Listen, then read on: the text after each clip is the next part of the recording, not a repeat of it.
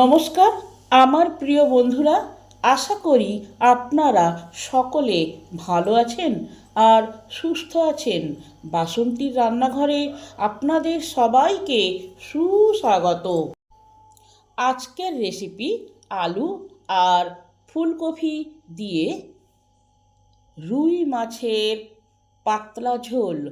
অপূর্ব স্বাদে, যে খাবে সে আঙুল চাটতেই থাকবে। এই ভিডিওটি সম্পূর্ণ দেখা আর আমার চ্যানেলটিকে সাবস্ক্রাইব করার অনুরোধ রইল, কারণ আমি যে নতুন ভিডিও আপলোড করব তার নোটিফিকেশান সবার আগে আপনার কাছে যাবে।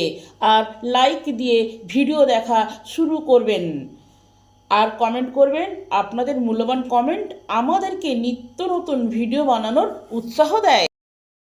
এখানে আমি একটা আলু এইভাবে কেটে নিয়েছি, আপনারা আপনাদের মতন কাটবে।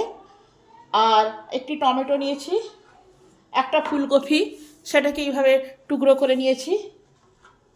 তার সঙ্গে আছে 3 পিস রুই মাছের চাকা, আর লাগবে 1 চামচ জিরে, 1 চামচ ধনে আর কিছুটা আদা।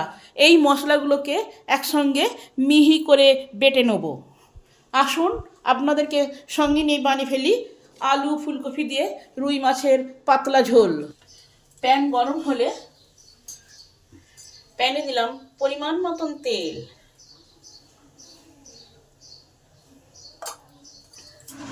তেল গরম হলে মাছগুলোকে এক এক করে ভেজে নেব।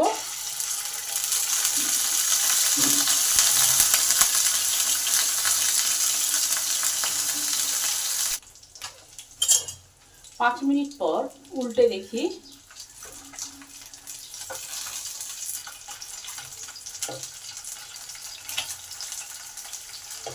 দুই দিকটাই লাল লাল করে ভেজে নিতে হবে। মাছগুলো আবার ওই দিকটা উল্টে দেখি।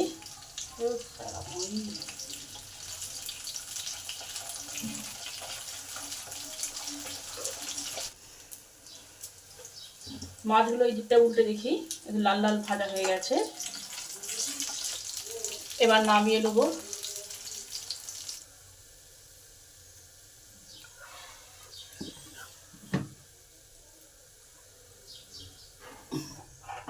এবার ফুলকপিগুলো ভেজে নেব।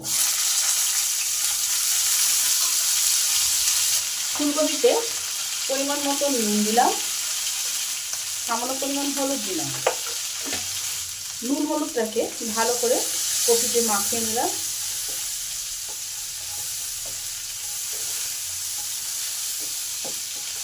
এবার 5 মিনিট চাপা দিয়ে দিলাম, যাতে কপিটা ভাজা ভাজা হবে আর সেদ্ধও হবে।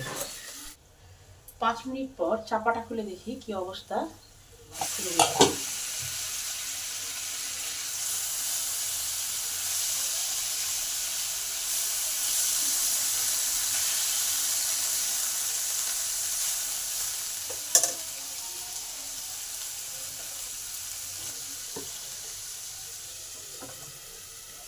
5 মিনিট পর চাপাটা খুলে দেখি কি অবস্থা।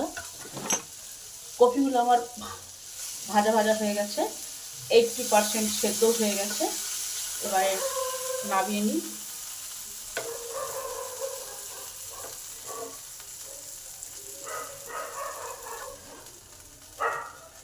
এবার সামান্য পরিমাণ তেল দিলাম, 1/4 চামচ কালো জিরে দিলাম, তার সঙ্গে একটা কাঁচা লঙ্কা ভেঙে দিয়ে দিলাম।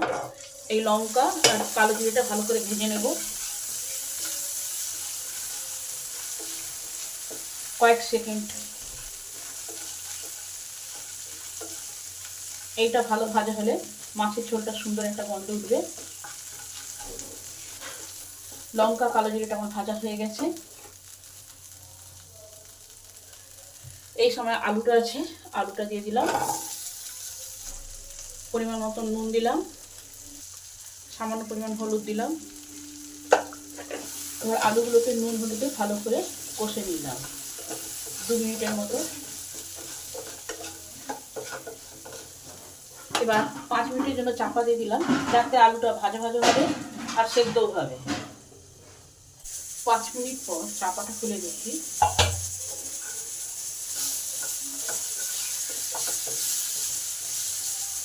আলুগুলোকে সব উল্টে দিয়ে আর 5 মিনিট চাপা দিয়ে দিই।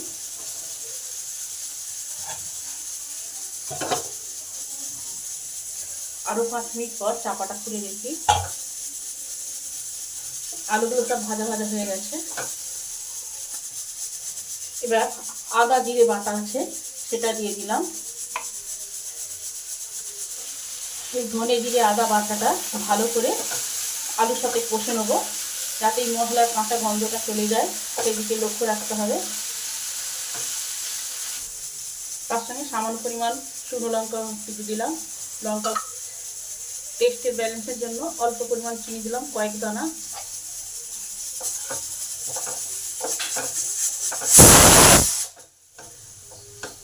মশলাটা আমার ভালোভাবে কষা হয়ে গেছে, তেল ছাড়তে শুরু করে দিয়েছে। এবারে মিক্সি ধোয়া জল কিছুটা যোগ করলাম।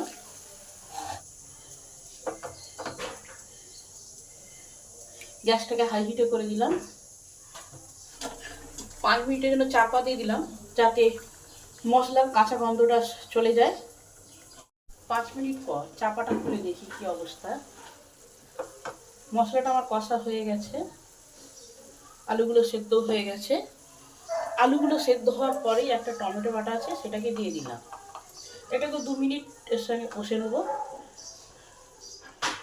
যাতে টমেটোর কাঁচা গন্ধটা চলে যায়। টমেটোটা আমার 2 মিনিট কষা হয়ে গেছে।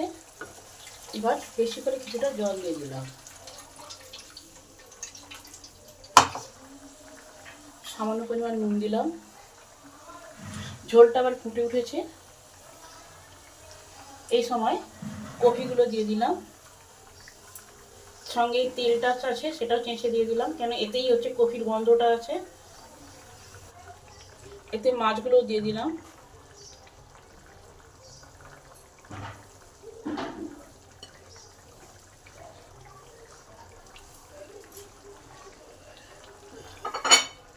হাই হিটে রেখেই 5 মিনিটের জন্য চাপা দিয়ে দিলাম, যাতে গ্রেভিটা কফি আর মাছের মধ্যে প্রবেশ করবে, তাহলে ঝোলটা খেতে টেস্টি হবে।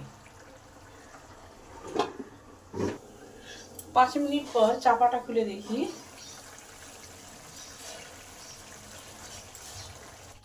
আমার আলু আর ফুলকপি দিয়ে রুই মাছের পাতলা ঝোল রান্না কমপ্লিট হয়ে গেছে। ভিডিওটি সম্পূর্ণরূপে দেখার জন্য অসংখ্য ধন্যবাদ। দেখা হচ্ছে অন্য কোনো নতুন ভিডিওতে।